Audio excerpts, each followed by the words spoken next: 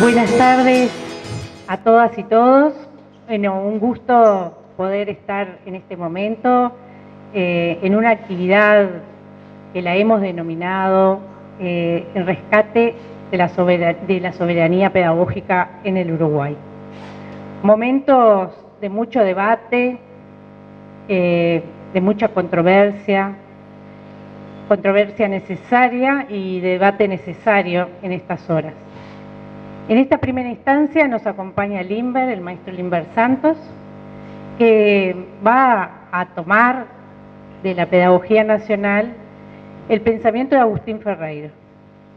En su exposición, bueno, ilustrará el trabajo de Agustín Ferreiro y esperemos que sea de aporte para todas y todos y de construcción, y esa construcción colectiva con una historia en la pedagogía uruguaya tan rica y también con lazos que no solo fueron de nuestro país, sino también del continente. Así que le damos paso a la exposición del maestro Limber Santos. Están luego de que finalice su exposición, será una parte habrá para poder hacer preguntas y poder debatir y poder opinar sobre estas cuestiones. Gracias, Limber. Gracias, Gabriela.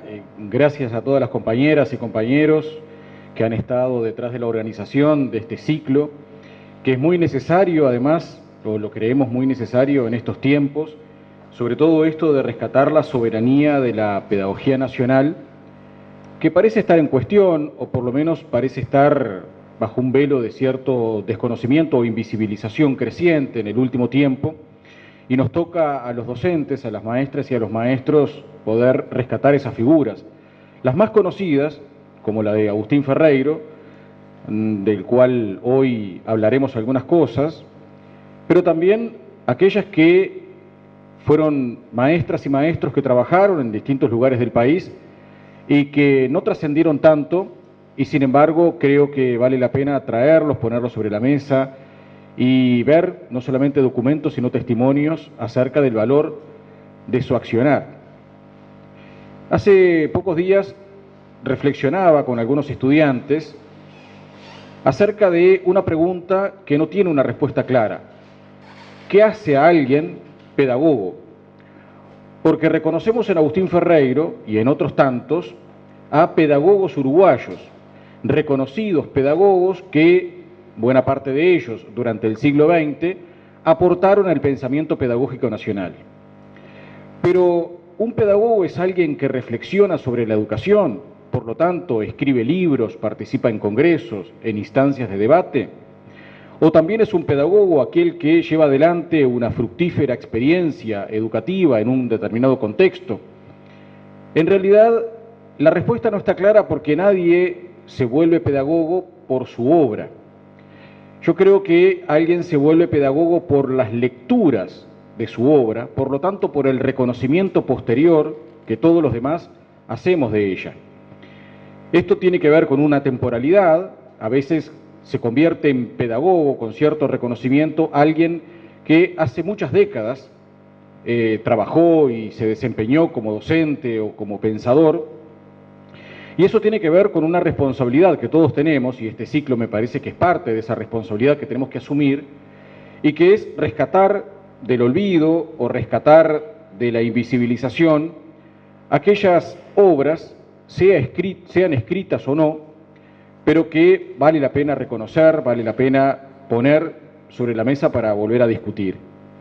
Está bien elegida la figura de Agustín Ferreiro para comenzar, porque claro, Agustín Ferreiro es alguien con el cual todos nos reconocemos como maestros y maestras del Uruguay, porque ha tenido una carga simbólica en el magisterio nacional a lo largo de casi todo el siglo XX y hasta la actualidad, a partir de, y esto resulta paradójico, básicamente un libro, que es este, que hoy tenemos acá, La enseñanza primaria en el medio rural, que podríamos decir es el libro de Agustín Ferreiro.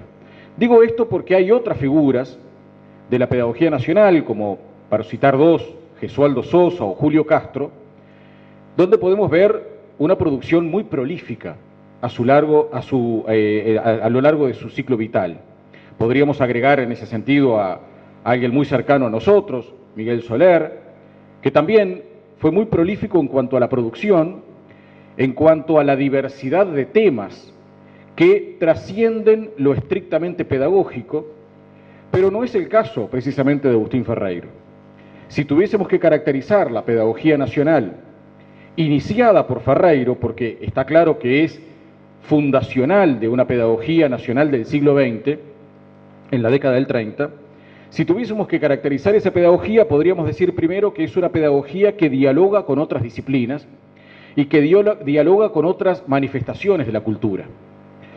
Y esto se ve muy claramente en Gesualdo o en Julio Castro, donde lo pedagógico no está ensimismado, no está encerrado en sí mismo, sino que para construirse, para construir la idea pedagógica, hay un diálogo con las artes, hay un diálogo con el periodismo, hay un diálogo con la economía, con la política, con la cultura en general y con la realidad de su tiempo. Esto se podría sintetizar con aquella expresión de Miguel Soler: un buen docente debe leer los diarios. Y esto hay que tomarlo no en el sentido literal, sino en esto de hacia un buen docente el conocimiento de lo que sucede en el mundo, porque nada de lo humano le puede resultar ajeno.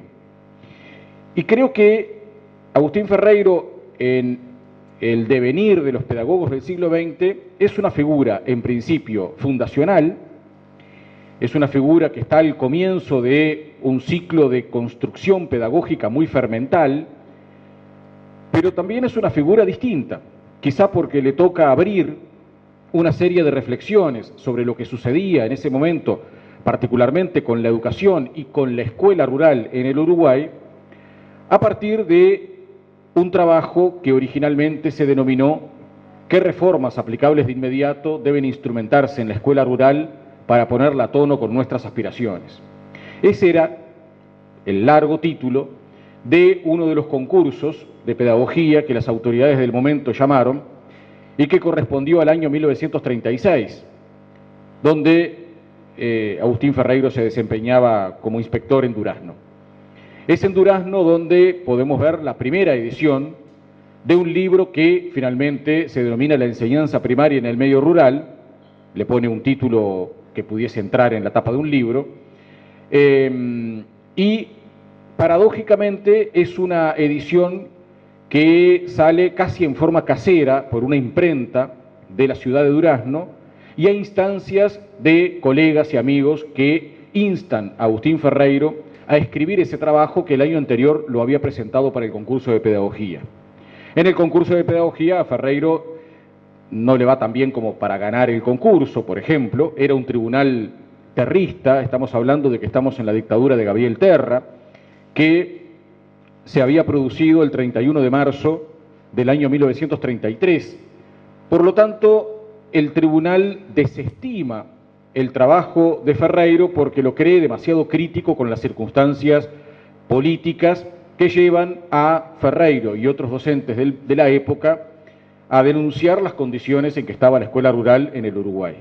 No era la primera vez que se hacía esa denuncia, podemos citar una instancia anterior, pero esas denuncias son completadas y formuladas en profundidad en este libro que intentaba dar respuesta a esa larga pregunta de qué reformas aplicables de inmediato podían instrumentarse en la escuela rural.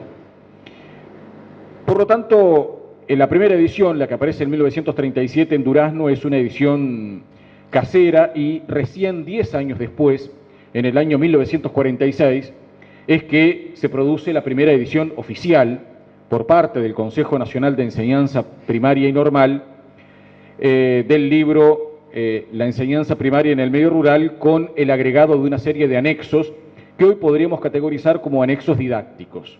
De hecho, la obra de Ferreiro, de todas las obras pedagógicas de los años 30, 40 y 50 en el Uruguay, es la más didáctica de todas. El término didáctico no era un término que se usara en la época, a pesar de que la didáctica en términos universales viene de Comenio en 1680 y era aquella didáctica magna, pero al menos en nuestro medio, en la primera mitad de siglo, el término didáctica no se lo utilizaba, aunque se nos antoje didáctica esa contribución que Ferreiro hizo con el libro, en tanto prescripción de las prácticas de enseñanza. Lo que hay en Ferreiro es un trabajo pedagógico que prescribe las prácticas de enseñanza. Es decir, las prescribe directamente. Le dice, usted maestro, deje de hacer tal cosa y haga esto otro. Y ahora vamos a ver qué características tiene esa prescripción y cómo lo realiza Ferreiro en ese trabajo. Pero está claro que la prescripción de mejoras venía antecedida de una serie de críticas acerca de cómo el Estado y las políticas públicas hasta ese momento vinculadas con la escuela, y particularmente con la escuela rural, la habían dejado en un sitial de gran inequidad respecto al ámbito y a la escuela urbana. Y esa dicotomía campo-ciudad es una dicotomía muy propia de la época, en todo sentido, una dicotomía luego alimentada por Julio Castro, alimentada por los estudiantes magisteriales cuando van a la misión de Caraguatá en 1945 y ven por dentro cómo es un rancherío rural y cómo vive la gente en el campo, y por lo tanto el Uruguay en esa época, aletargado por cierta bonanza y prosperidad que le hacía diferenciarse de otros países de América Latina, escondía un Uruguay invisible, que por lo menos desde la capital del país no se lo veía o no se lo quería ver, y son los maestros y maestras los que terminan denunciando las condiciones en que la gente vive en el campo. Y las primeras grandes denuncias son las realizadas en la década del 30 por varios maestros y maestras, entre ellos Agustín Ferreiro. Pero hay que decir que entre las figuras no reconocidas como pedagogos o pedagogas posteriormente, y quizá injustamente, hay obras de maestras en actividad en los años 30, en los años 40, como Elsa Fernández, por ejemplo, que maestra en Tacuarembó, que escribió el libro Agua Turbia y otros más como testimonios de sus vivencias como maestra rural.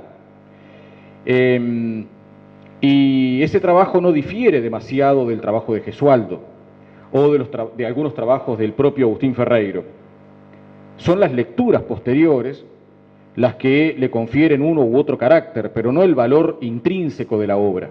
Digo esto también para que en este ciclo, que va a continuar, aunque hoy comience con Ferreiro, también nos vayamos proyectando a esas figuras que pueden resultar perfectas desconocidas y sin embargo creo que es responsabilidad de nosotros y en esta época sacarlas a la luz. Ferreiro, antes del libro, tiene una aparición pública muy notoria, junto con otros dos maestros, en el Congreso de Maestros que se realiza en la ciudad de Montevideo en febrero del 33.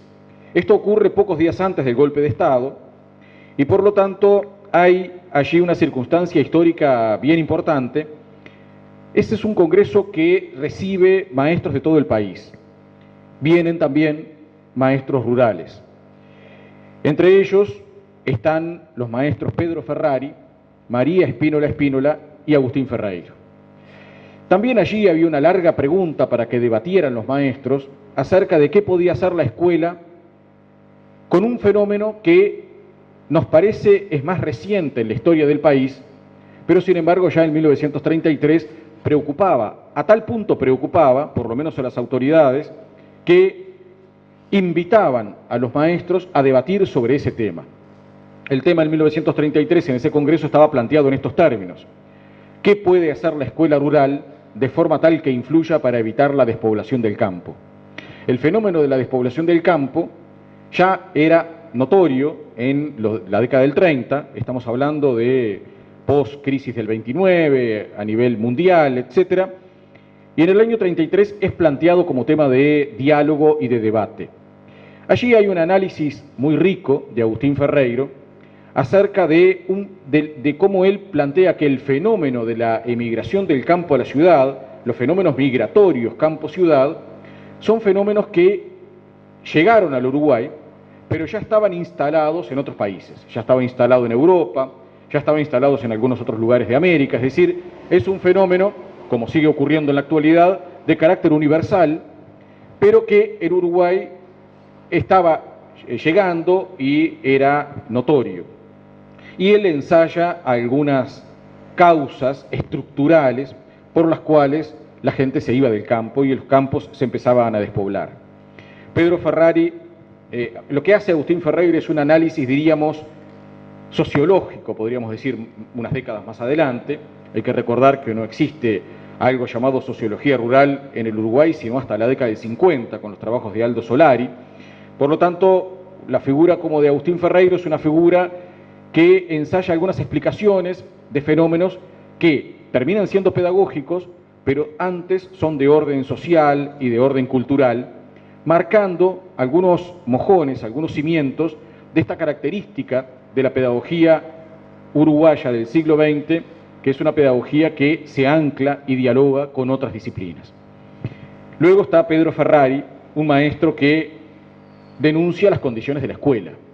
Y si bien no ubica allí las causas de la despoblación rural, sin embargo, denuncia que la escuela rural en nuestro país, comenzada la década del 30, y a más de medio siglo de reforma vareliana, es una casucha destartalada que se cae a pedazos. Donde veamos una escuela, donde las hay, porque hay que recordar que en este año 33 todavía el concepto vareliano de la universalidad no está del todo completo, hay algunos lugares del país donde los chiquilines no tienen un acceso viable a una escuela. Hay que recordar que el famoso principio de obligatoriedad todavía tampoco es en la década del 30, sino hasta el año 34, o sea, en el año 33 todavía no es un concepto universal, digamos, un concepto universalmente válido para todos.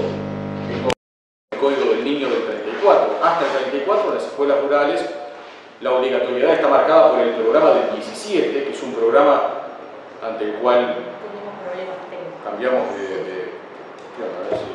Ahí. Bueno. ¿Están escuchando? Hay que recordar que la obligatoriedad estaba marcada por el programa del 17 y era una obligatoriedad relativa. Es decir, no todos estaban obligados a ir a la escuela desde el punto de vista legal, y no era lo mismo que para las niñas que para los varones. Los varones estaban algo más obligados que las niñas, porque se decía en el programa del 17 que estaba obligado a ir a la escuela los varones que vivieran a menos de 10 kilómetros de una escuela y las niñas que vivieran a menos de 6.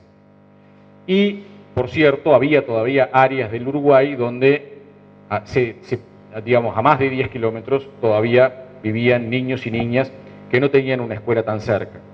En el año 34 sí, con el Código del Niño del 34, aparece la obligatoriedad total o absoluta. Pero Agustín Ferreiro plantea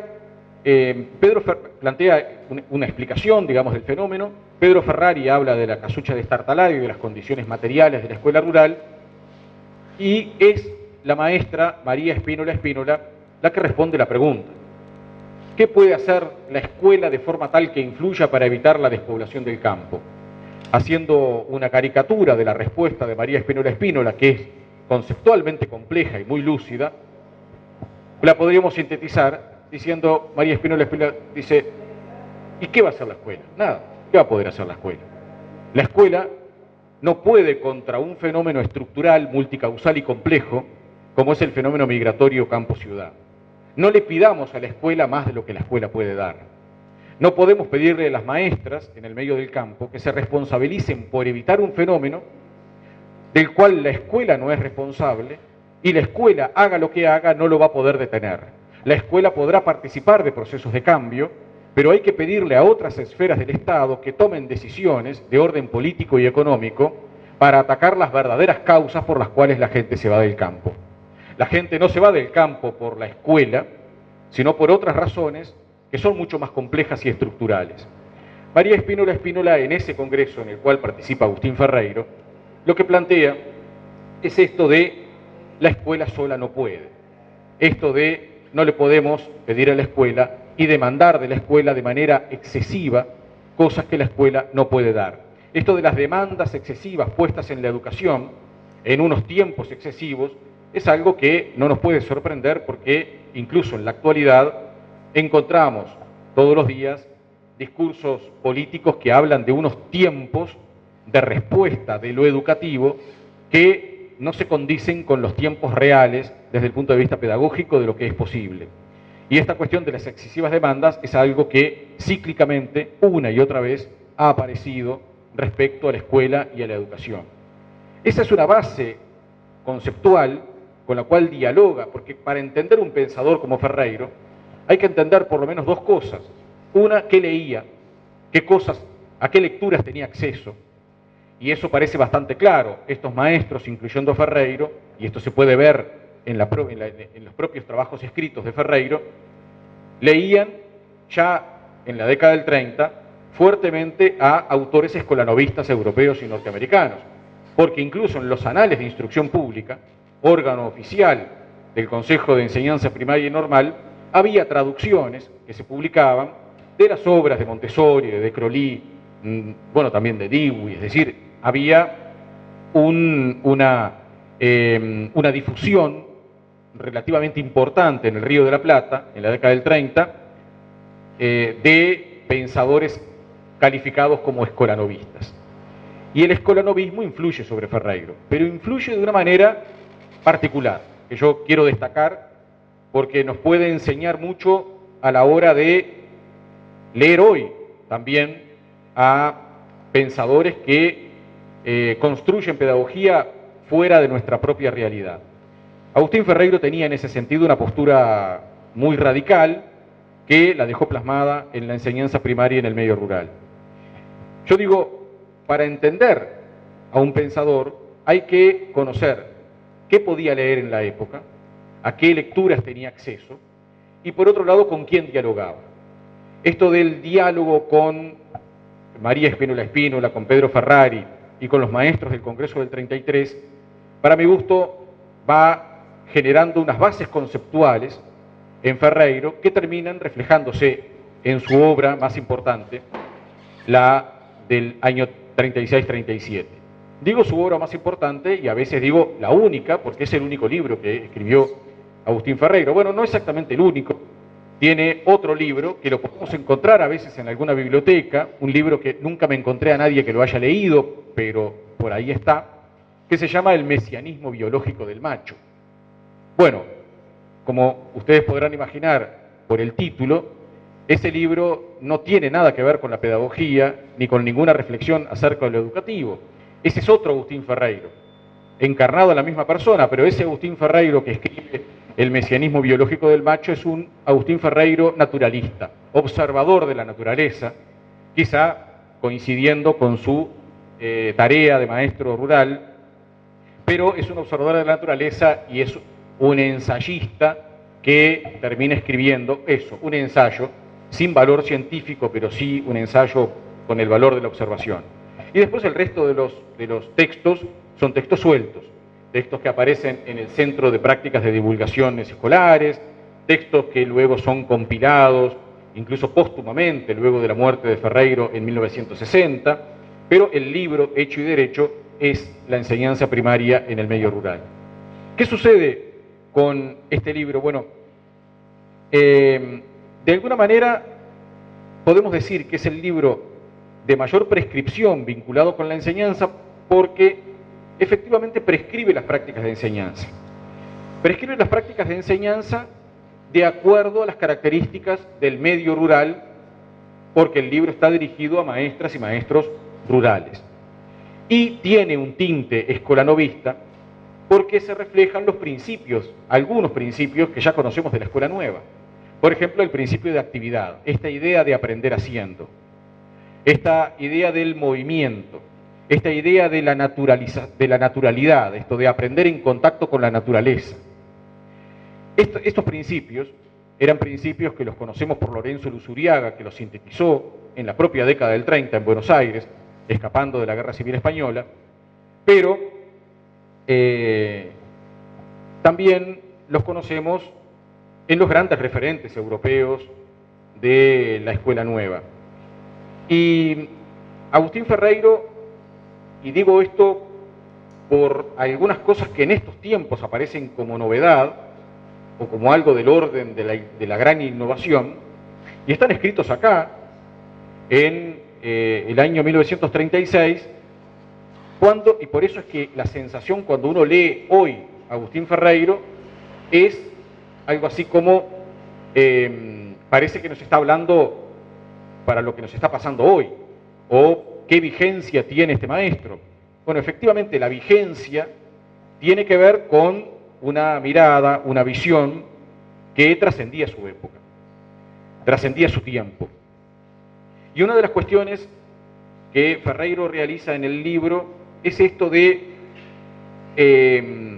poder enseñar, y así se dirige a los maestros, de una forma tal que el muchacho pueda conectar lo que aprende con su mundo cotidiano, o que pueda aplicar aquello que aprende a resolver problemas de su mundo cotidiano, que se pueda partir de lo que los niños viven y sienten como problemas propios. Todo eso lo empezamos a escuchar y lo seguimos escuchando en la actualidad como si fuera de este tiempo, pero Agustín Ferreiro lo planteaba con sobrados ejemplos en la década del 30. Ahora, por eso podemos caracterizar a Agustín Ferreiro como un representante de la Escuela Nueva en Uruguay. Podemos calificar a Agustín Ferreiro como escolanovista en un tiempo donde la Escuela Nueva saturaba las conciencias en el Río de la Plata. Es decir, lo que se podía leer como innovación era de cuño escolanovista. Aparecían en esta década las escuelas experimentales, en Malvin con Olimpia Fernández, en Progreso con Otto Niemann y en Las Piedras con Saba Solaizola. Es decir, que había un deber ser, por eso lo de la prescripción, había un deber ser donde los nuevos vientos pedagógicos en aquel tiempo, más tarde podríamos decir didácticos, pero en esto yo les decía, si uno lee a Castro hasta la década del 40, si lee a Agustín Ferreiro en la década del 30, y antes, si lee a Carlos Bá Ferreira en el 1900, ya a partir de 1903, cuando hablan de pedagogía, no se refieren a lo mismo que hoy pensamos que es la pedagogía. Porque cuando Bá Ferreira en 1903 habla del exceso de pedagogía, él dice, voy a las escuelas y las maestras enseñan por demás. Eso se llama exceso de pedagogía.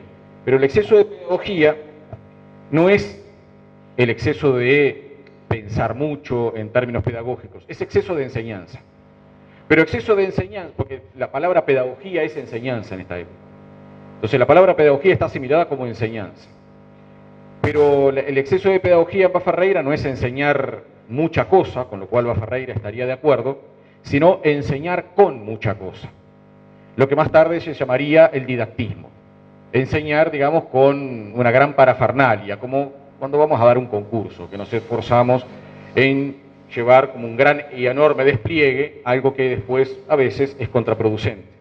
Bueno, para Bá Ferreira era contraproducente de pique, eso de dar mucha vuelta para enseñar algo al chiquilín, haciendo unas actividades de motivación donde casi toda la clase se iba con la motivación y nunca llegara al grano, o hacer grandes rodeos. Bá Ferreira decía, ¿por qué diablos las maestras hacen enormes rodeos cuando pueden ir directamente al asunto? Entonces ahí hay un planteo de hace 120 años donde hay como una cuestión de, sí, ya, porque la Escuela Nueva, si bien aparece formalmente más tarde, no hay que pensar que inmediatamente antes del escolanovismo todo era enseñanza tradicional y los gurises estaban ahí sentaditos, mirá. Eso es un esquema que ilustra, pero la realidad siempre es mucho más compleja que esa. Ya a fines del siglo XIX había prácticas innovadoras, había escuelas libres de enseñanza en algunos lugares de Europa donde se podía, había algunas experiencias puntuales que trataban de ir contra eso que más tarde se llamaría la escuela tradicional.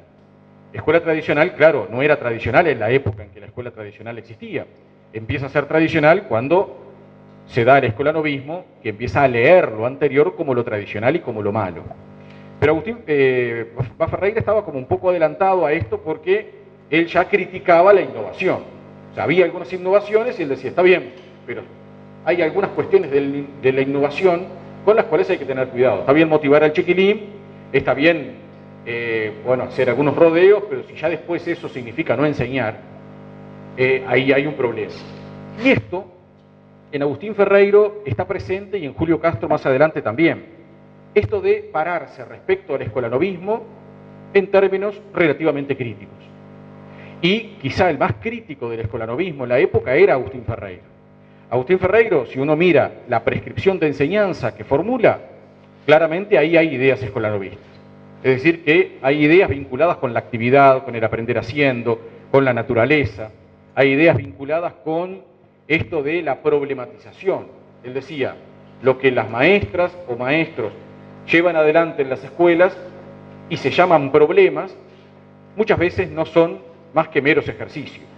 Y él explicaba lo que era verdaderamente un problema, etcétera, que tenía que ver con actividades de orden muy práctico, con un pragmatismo vinculado con el aprovechamiento del entorno.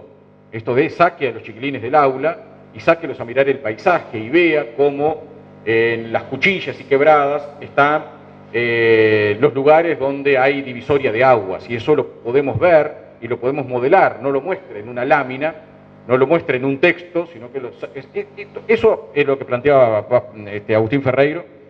Pero sin embargo, cuando habla de los escolanovistas, él le empieza a decir acá, desconfiad de la pirotecnia de los palabreros, que un método en manos de su creador puede ser maravilloso, pero en manos de sus imitadores puede ser pésimo. Y los palabreros eran nada menos que Clapeyret, de Crolí, Montessori, es decir, los encumbrados pedagogos europeos, eran los palabreros, la pirotecnia de los palabreros, que él decía, hay que leerlos, pero no hay que seguirlos servilmente. Leed todos los autores, decía Agustín Ferreiro, pero no los imitéis servilmente. Que un método en manos de su creador puede ser maravilloso, pero en manos de sus imitadores puede ser pésimo. Esta cuestión es interesante porque Agustín Ferreiro no niega el hecho de el influjo de las corrientes universales, ni que haya que dejar de leerlas y formarse a través de ellas, pero apela a algo más, que es la construcción de algo autóctono, la construcción de lo propio. Y en esto también hay un llamamiento a los maestros. Dice, la verdad está en ustedes, o la verdad está en nosotros. Es simple, hay que rescatarla, compartirla con los demás, ponerla sobre la mesa.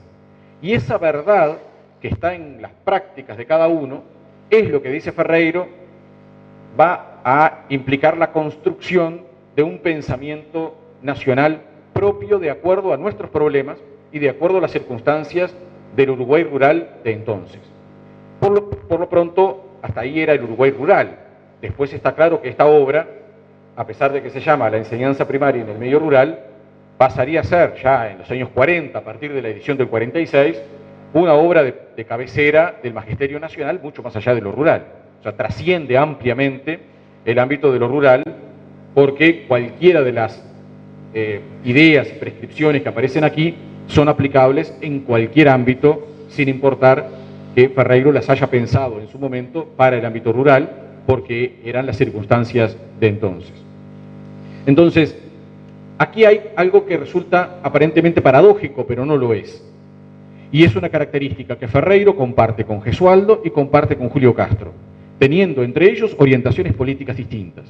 Pero hay una lectura del escolanovismo que termina siendo similar, donde hay una apropiación de ideas escolanovistas, en tanto un deber ser que se contrapone a lo anterior, pero hay también una desconfianza. Ambas cosas a la vez. Hay cierta apropiación con desconfianza, con cierto distanciamiento, que en el caso de Ferreiro tiene que ver con esto de desconfiar de la pirotecnia de los palabreros. En el caso de Gesualdo, claramente en vida de un maestro, antes que Ferreiro, ya había planteado esto de los pedagogos que hablaban desde un escritorio en una Europa muy distinta a la realidad que teníamos en América y particularmente en el Río de la Plata y en Uruguay. Y Julio Castro, un tiempo después, en el famoso libro El Banco Fijo y la Mesa Colectiva, que quizá más adelante podamos hablar en otra instancia de este ciclo, cuando comparaba la escuela tradicional representada por el Banco Fijo y la escuela nueva representada por la Mesa Colectiva, él decía, todo muy bien, la escuela nueva es lo que va a cambiar la escuela. Y hay un optimismo, incluso exacerbado en Julio Castro, de lo que la escuela nueva podía lograr. Que es muy gracioso como Julio Castro tiene, respecto a Ferreiro, una circunstancia similar. El libro más importante y casi único de Ferreiro es el que surge por el concurso del año 36, concurso que sin embargo no gana.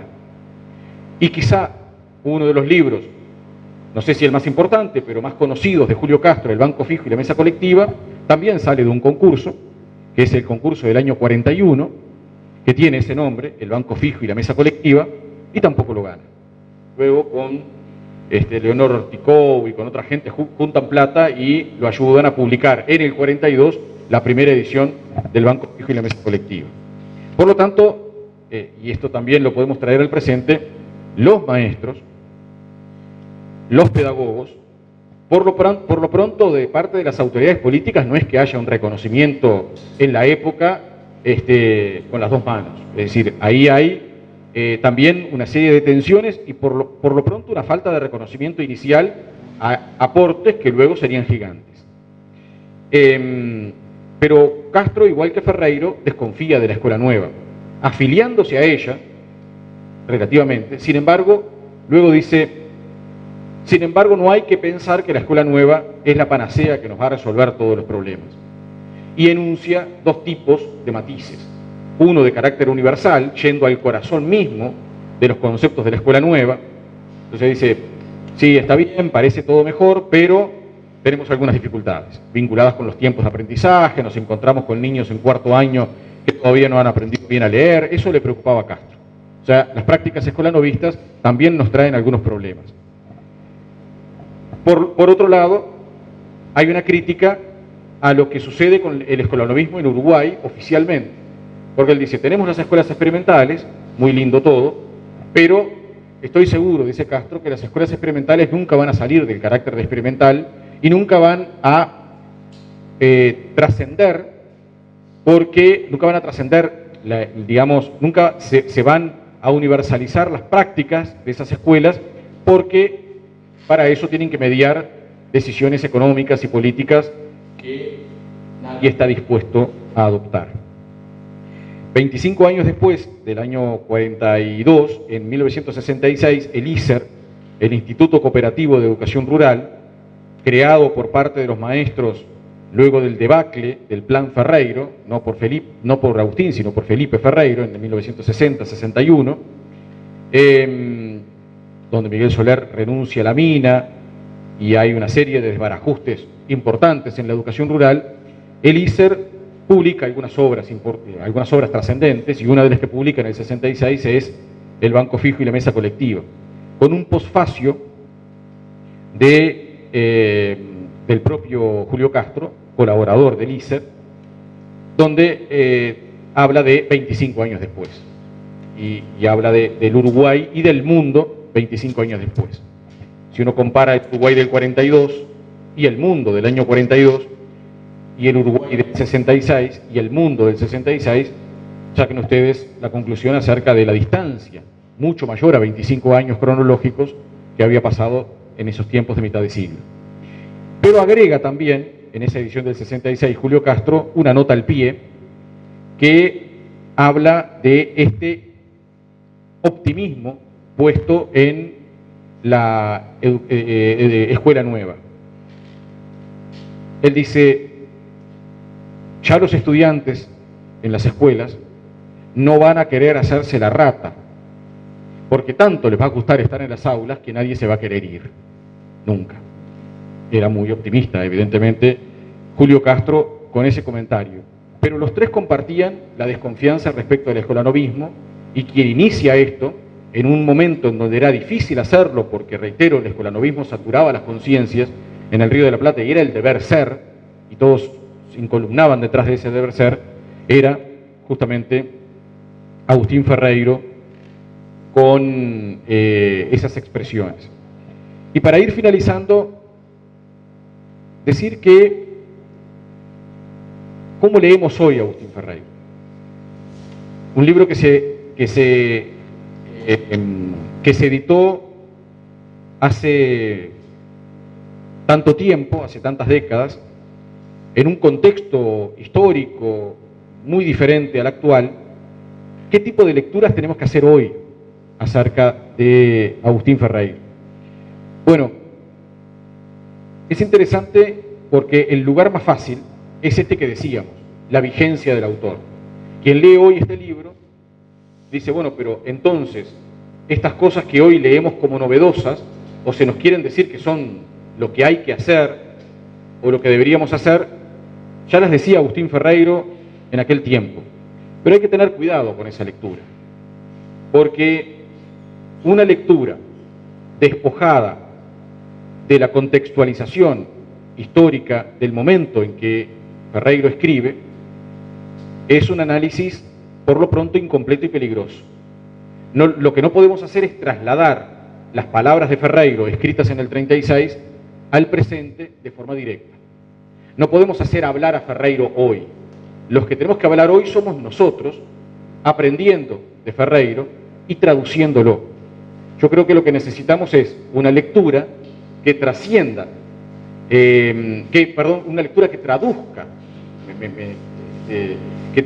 a Agustín Ferreyro a las circunstancias actuales. Y eso es un ejercicio difícil de hacer, pero necesario. Digo esto porque cuando creemos que lo que está en Agustín Ferreyro hoy tiene vigencia, y es lo mismo que hoy nos están diciendo, eso nos puede parecer, pero cuando empezamos a rascar un poco más y a analizar, quizá no sea lo mismo, quizá sea lo contrario. Por lo tanto, hay que ver qué significa para Ferreyro el aprender haciendo, qué significa en Ferreyro y para el tiempo de Ferreyro el aprender en contacto con la naturaleza, la problematización como práctica de enseñanza y de aprendizaje, qué significa para Ferreyro en la década del 30 el enseñar de acuerdo a lo que el niño y la niña viven y sienten como sus propios problemas o su propia realidad, porque cuando luego esto se transforma con el tiempo en lugar común, en discurso que se repite y se va vaciando de contenido, al final son solo palabras, y eso es el peligro. Creo que lo que hay que rescatar en Ferreyro no son los términos, no son las palabras, sino los conceptos. ¿Qué hay conceptualmente detrás de esas palabras? Y creo que ese es un ejercicio de lectura, traducción, que es una lectura que hoy tenemos que hacer. Y quizá, no solo con Ferreyro, sino con otros referentes pedagógicos que tengamos en este ciclo, eso sea posible y necesario. Por ahí dejo para que podamos intercambiar, porque si no me entusiasmo y sigo de largo hasta tarde. Bueno, muchas gracias.